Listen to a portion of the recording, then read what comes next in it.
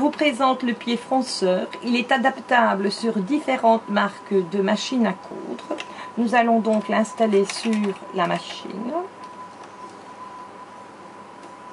Il suffit juste de donner un petit coup de tournevis. Voilà, qui est fait.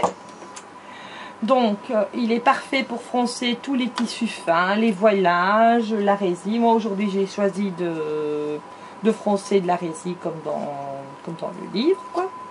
Donc, pour obtenir une belle résille toute souple comme celle-ci, je reconnais qu'elle n'est pas facile à trouver en mercerie ni dans les magasins de tissus.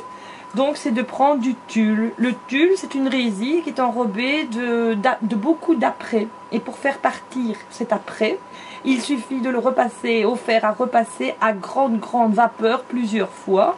Et on obtient ceci. Donc, pour se servir du pied fronceur, il faudra juste manipuler la grandeur du point, la mettre au maximum sur votre machine à coudre, ainsi que la tension au maximum. Donc, je vais passer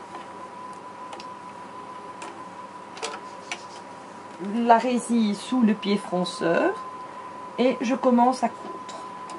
Il faut y aller doucement car la tension, comme elle est au maximum, ça risque de casser. Regardez d'ailleurs, je n'ai rien à faire.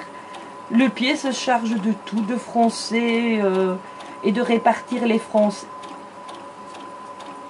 tout seul. Fini de passer le fil de fronce, de tirer sur le fil de fronce, risquer de le casser. Et de répartir après les fronces à la main. Et voilà le résultat obtenu qui est super, quoi. J'ai mis un fil de couleurs différentes du tissu pour qu'on le voit bien. Voilà. Je vais vous montrer. Et si c'est pas encore nécessaire, eh bien, on peut encore tirer sur le fil de fronce pour refroncer. Voilà.